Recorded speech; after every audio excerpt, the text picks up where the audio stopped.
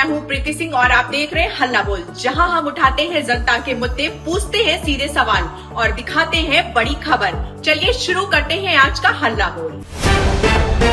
नेपाल में भूटे कोशी नदी में आई अचानक भीषण बाढ़ ने भारी तबाही मचा दी है। मृतकों की संख्या बढ़कर 157 पहुंच गई है, जबकि सैकड़ों लोग अभी भी लापता हैं। बाढ़ ने कई पुल, इमारतें और हाइड्रो पावर प्रोजेक्ट तबाह कर दिए हैं। रसुआ में 9 बैंक शाखाएं भी बाढ़ में बह गई हैं और करीब 26 बैंक कर्मचारियों से संपर्क नहीं हो पाया है।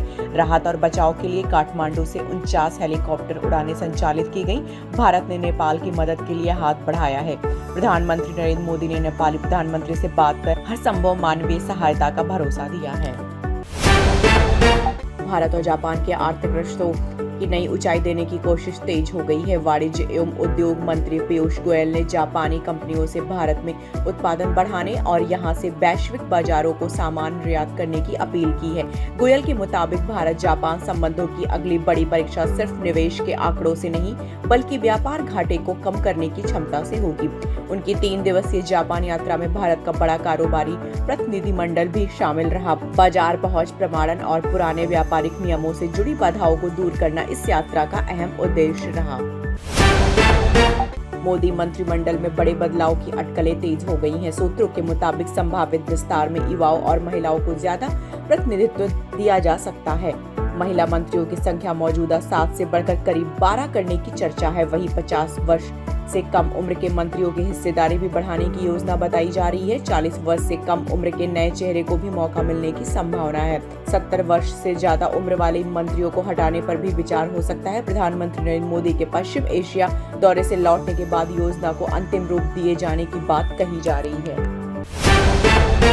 भारत और यूक्रेन के विदेश मंत्रियों के बीच काला सागर की सुरक्षा को लेकर अहम बातचीत हुई है। यूक्रेन के विदेश मंत्री अंद्रिय सिबिहा ने विदेश मंत्री एस जयशंकर से फोन पर बात की। बातचीत के दौरान काला सागर में जहाजों की सुरक्षित और स्वतंत्र आवाजाही बहाल करने के तरीकों पर चर्चा हुई। यूक्रेनी मंत्री ने रूस की सैन्य कार्रवाई और बंदरगाहों तथा समुद्री मार्गों पर बढ़े हमलों से पैदा हुई स्थिति की जानकारी जयशंकर को दी। दोनों पक्षों ने बातचीत और सहयोग आगे बढ़ाने पर सहमति जताई। अब नजर इस बात पर है कि काला सागर में सुरक्षित व्यापार और जहाजों की आवाजाही कब सामान्य हो पाती है। यमुना फ्लड प्लेन पर 2016 में हुए वर्ल्ड कल्चर फेस्टिवल को लेकर करीब 1 दशक से चले विवाद के बाद आर्ट ऑफ लिविंग अब कानूनी कदम उठाने की तैयारी में है। संगठन का दावा है कि सुप्रीम कोर्ट की लंबी प्रक्रिया और जांच के बाद यह स्पष्ट हुआ कि कार्यक्रम से यमुना के फ्लड प्लेन को नुकसान पहुंचने के आरोप सही नहीं थे। संगठन अब कथित तौर पर झूठे और बेबुनियाद आरोप लगाने वालों के खिलाफ मानहानि का मुकदमा दायर करने पर विचार कर रहा है। आर्ट ऑफ लिविंग के प्रवक्ता ने कहा कि संगठन पर लगाए गए आरोपों का जवाब कानूनी तरीके से दिया जाएगा।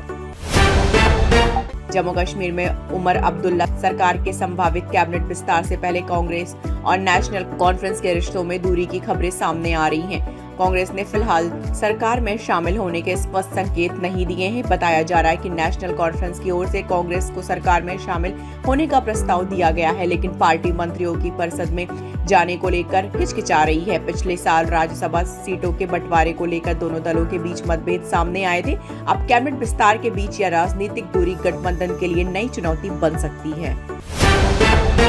मुख्य न्यायाधीश सूर्यकांत ने न्यायाधीशों पर लगाए जाने वाले आरोपों को लेकर महत्वपूर्ण टिप्पणी की है। उन्होंने कहा कि किसी कार्यरत जज के खिलाफ लगे आरोपों पर फैसला मीडिया या सार्वजनिक मंच पर नहीं किया जा सकता है। ऐसे मामलों में स्थापित संस्थागत प्रक्रिया के तहत निष्पक्ष जांच जरूरी है और संबंधित न्यायाधीश को अपना पक्ष रखने का पूरा अवसर मिलना चाहिए। सीजीआई ने कहा कि सिर्फ आरोप लगने से किसी न्यायाधीश को दोषी नहीं माना जा सकता है। जस्टिस संदीप मेहता की ओर से उठाई गई चिंताओं और संबंधित न्यायाधीश के जवाब पर संस्थागत स्तर पर विचार किया जा रहा है। देश भर में मानसून का असर अभी भी जारी है। मौसम विभाग ने 27 अगस्त को दिल्ली, उत्तर प्रदेश, बिहार, उत्तराखंड समेत 14 राज्यों में भारी बारिश, आंधी और बिजली गिरने की चेतावनी जारी की है। कई इलाकों में तेज हवाएं 80 किलोमीटर प्रति घंटे तक चल सकती हैं। उत्तराखंड समेत पहाड़ी राज्यों में अगले कुछ घंटे बेहद अहम हैं, जहां भारी बारिश के साथ भूस्खलन का खतरा बना हुआ है। कुछ राज्यों में ओले गिरने की भी संभावना है। दिल्ली में भी आज बादल छाए रहने के साथ बारिश होने का अनुमान है। लोगों को खराब मौसम के दौरान सावधानी बरतने और मौसम विभाग के अलर्ट पर नजर रखने की सलाह दी गई है।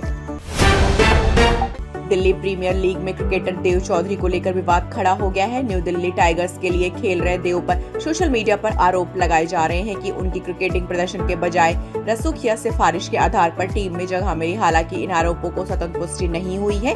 देव ने अब तक टीम के लिए 2 मैच खेले हैं, जिनमें एक मुकाबले में वे बिना खाता खोले आउट हुए, जबकि दूसरे में 16 रन बनाए। उनके बल्लेबाजी स्टांस और तकनीक को लेकर भी सोशल मीडिया पर सवाल उठ रहे हैं। यश की फिल्म टॉक्सिक ने रिलीज के पहले ही दिन बॉक्स ऑफिस पर तहलका मचा दिया है। फिल्म ने भारत में करीब 101 करोड़ रुपए नेट कमाई की, जबकि वर्ल्ड वाइड कलेक्शन 140 करोड़ रुपए के पार पहुंच गया है। इस शानदार ओपनिंग के साथ टॉक्सिक ने जवान, एनिमल और पठान जैसे फिल्मों के पहले दिन के कलेक्शन को पीछे छोड़ दिया है। यश की दमदार वापसी और फिल्म को लेकर फैंस की जबरदस्त दीवानगी का असर साफ नजर आया। हालांकि फिल्म को लेकर प्रतिक्रियाएं मिली जुली हैं, इसलिए अब सबसे बड़ा सवाल है कि आने वाले दिनों में टॉक्सिक बॉक्स ऑफिस पर अपनी रफ्तार कितनी कायम रख पाती है। सवाल उठते रहेंगे, सच सामने आता रहेगा। इसी उम्मीद के साथ आज के हल्ला बोल से मुझे दीजिए अनुमति। नमस्कार।